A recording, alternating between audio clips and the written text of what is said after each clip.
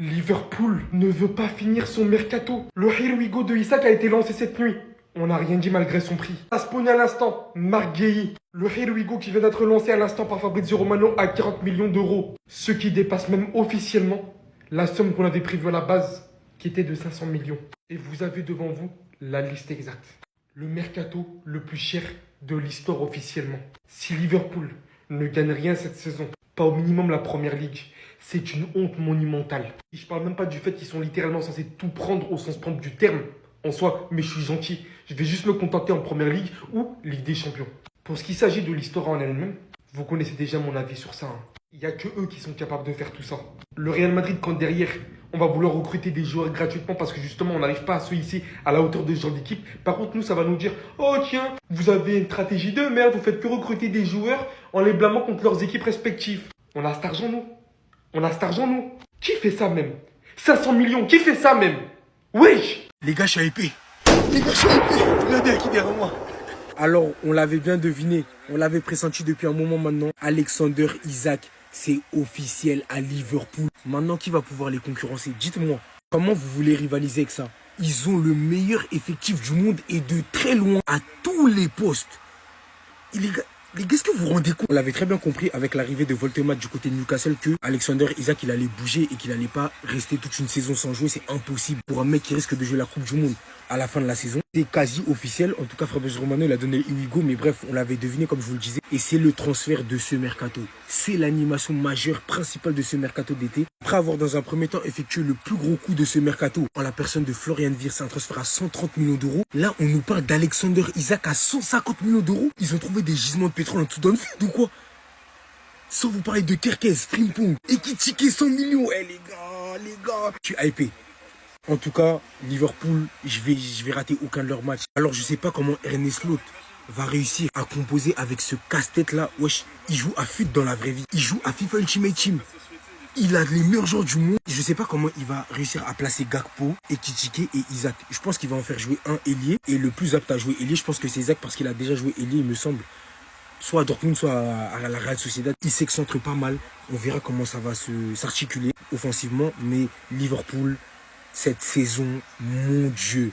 En tout cas, la célébration, elle arrive en field, les gars. Restez sobre, abonnez-vous, les gars, ça frappe. Bah, il manquait plus que ça, en fait. Il manquait plus que ça. Fichu, en fait. En plus de nous battre sans Alexander Isak, bah maintenant, il ramène encore Alexander Isak, en fait. Je sais pas si vous avez capté, en fait, la DA. Voilà. En plus de ça, bouquet final. Je vous jure que sans lui, j'avais un petit espoir. Je me disais, en vrai, Ekitike, ouais. Ça fait 2 matchs dans le jeu, c'est finalement bizarre. Voilà, contre nous, il n'a pas existé. Salah, moi je le dis, je le redis, pour moi il est finito. Il fait la saison de trop. Et Wirtz ne s'est pas encore acclimaté à la première ligue. Mais lui, il va tout changer. Il va tout changer. S'il prend le même niveau qu'il avait à Newcastle, c'est chaud. Là, c'est chaud dans la ville. Franchement, c'est une dinguerie. Mais les gars, tranquille. Il n'y aura peut-être pas opération 114 points. Voilà, ça c'est une fabulation, vous savez très bien. C'est une boutade. Mais j'y crois encore pour le titre, les gars. Même s'il y a le Here We Go de Isaac. Parce qu'il ne faut pas oublier, encore une fois, qu'on avait de nombreux absents contre Liverpool. Donc c'est quand même bien débrouillé. Mais à un moment donné, ça c'est vrai que c'est plus une excuse. Parce que justement, le recrutement a été fait pour pallier à ces absences. Donc, on ne peut plus en parler comme ça. Mais le fait qu'on retrouve Saka et Odegaard, même si je trouve qu'Odegaard en ce moment c'est mauvais. Et le fait que Eze vient d'arriver et qui nous a montré en 10 minutes qu'il va nous apporter de ouf sur le côté gauche ou que ce soit dans l'axe ou peu importe, j'ai espoir. J'ai espoir, c'est pas fini. Et surtout les gars, calmez-vous, c'est que là, 3e journée des premières ligues. Le championnat est long les gars, vous le savez très bien. Après les gars, je vous dis la vérité, ça va créer de la concurrence certes, mais ça fait mal pour Ekitike qui faisait un très bon début de saison, même si ces 2 derniers matchs, tu as vu qu'il a quand même certaines limites pour le moment. Mais de le reléguer à une place de remplaçant, alors que quand même, il a des bonnes stats, peut enlever la confiance qu'il a réussi à acquérir depuis son arrivée à Liverpool. Donc ce move, il y a encore plein d'interrogations, il faut le dire. Sérieux quoi? Mais laissez les gens dormir. Pourquoi le mercato il se finit pas à minuit d'ailleurs? On nous dit que le mercato il se finit le 1er septembre. Pourquoi pas le 1er septembre à minuit? Il est 1h du matin, il y a encore des transferts les gars. On est fatigués, non?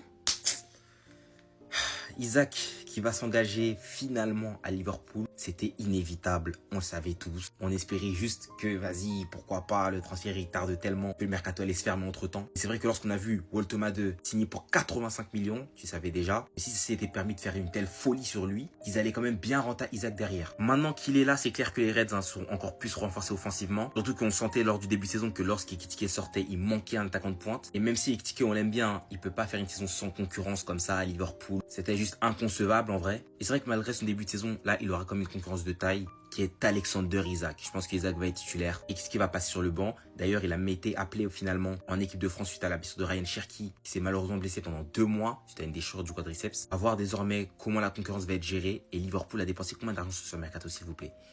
C'est le club qui a dépensé le plus d'argent sur un mercato, si je ne me trompe pas.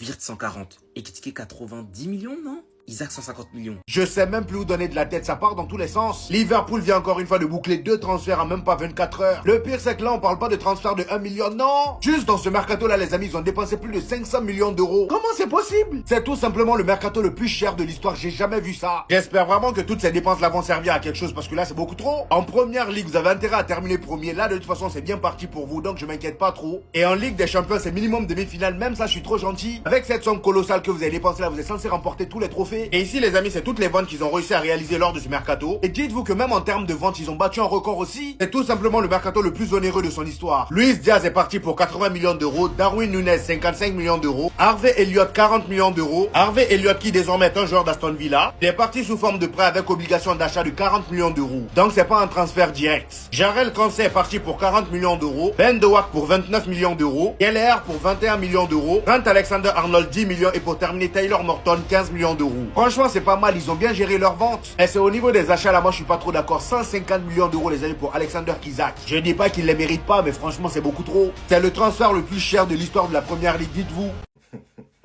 C'est bien, si tu sais bien, ça bosse bien. 7h du matin, here we go pour annoncer que Ederson il se barre. 9h du matin, here we go pour nous annoncer que Donnarumma il arrive. C'est bien, vous faites le mec de speed, vous faites le mec fast. C'est bien, sortez un latéral droit maintenant, faites vite. Non mais voilà, faut parler vite. Vous faites les mecs de speed, on va parler vite aussi. Parlez vite, sortez un latéral droit. Oui, sortez un latéral droit, parce que frère, merci Donnarumma, hein. Franchement top. Moi je suis content pour lui, top. Mais ce n'est, comme je l'ai répété, dans chacune de mes vidéos où je parlais de Trafford, ce n'est pas une priorité. Ce n'était pas une priorité, on a des bons joueurs à chaque poste. Mais la priorité était un latéral droit. Voilà, notre défense à 4 est naze. Elle est naze, elle est trop fébrile. Mais en tout cas, je suis content pour Donnarumma parce que dans tous les cas, ça reste un très bon gardien. Ça reste un des meilleurs gardiens sur sa ligne. Guardiola l'aime beaucoup. Je ne sais pas s'il va peaufiner son jeu au pied ou pas. Je ne sais pas comment ça se passait. Tout ce que je sais, c'est que dans une saison, quand tu joues à Manchester City ou quand tu joues en Angleterre, dans tous les cas, tu es éligible à toutes tes compétitions. Donc tu joues à peu près 60-70 matchs dans la saison. Je ne vois pas Trafford jouer 70 matchs dans la saison. Donc voilà, ils vont se départager les choses. Ça va être une concurrence saine. Les deux vont évoluer, etc. Ça va être bien. Sortant latéral droit maintenant. Voilà, on a bien parlé. Donnarumma, c'est bien. Voilà, on est content pour toi. J'espère que tu vas faire du bon boulot à Manchester City, etc. J'espère que tu vas te plaire ici. Bienvenue à toi. Maintenant, Manchester City sort un latéral droit, là, les gars. Il est 10h, vous inquiétez pas. Hein, c'est le dernier jour du mercato. On est posté sur le corner, on attend. On attend, on est là comme on est. Ça veut dire, faites vite. Merci. Rabiot à l'Olympique de Marseille, c'est bel et bien terminé. Mais les gars, devinez quoi? Je tiens le scoop du siècle. Le premier match qu'Adrien Rabiot jouera potentiellement sous les couleurs de l'AC Milan, ce sera contre Bologne. Et qui vient de signer à Bologne très récemment? Jonathan Roux. Alors les gars, je vous laisse écrire le scénario de ce match. Carton rouge pour les deux. Bagarre en plein match, bagarre dans le tunnel. On peut le dire, la situation, elle est plus que cocasse là. L'OM se débarrasse de ces deux joueurs. Les deux vont en Serie A et les deux vont se retrouver. Et pour son premier match, Adrien Rabiot, il va retrouver son ancien coéquipier avec qui il a eu des problèmes. Celui qui a en partie causé son départ. Je ne sais pas ce qui va se passer. Mais pour parler un peu plus sérieusement de cette signature, l'AC Milan, ils sont en train de se refaire. Après Christopher Nkunku, dans un premier temps, c'est Adrien Rabiot qui rejoint l'AC Milan et l'AC Milan veut se refaire une nouvelle beauté. On le comprend, en tout cas, c'est le projet. Ils veulent rejouer l'Europe, la Ligue des Champions, les grandes compétitions, être compétitifs en Serie A. Et ce sont deux joueurs qui vont être intéressants à suivre.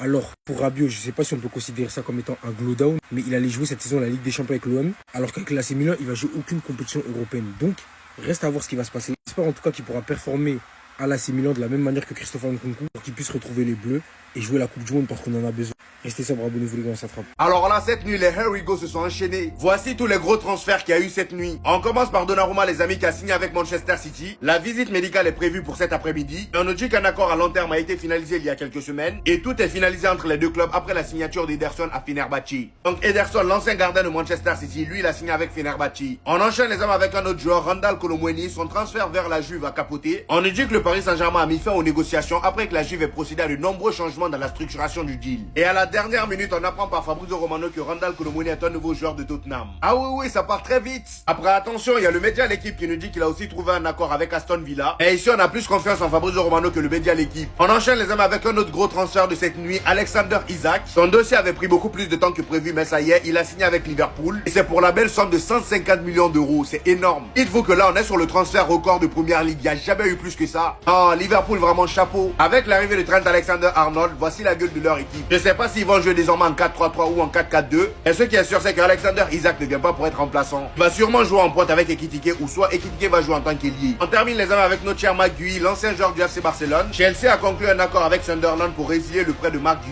Il va donc retourner à Chelsea.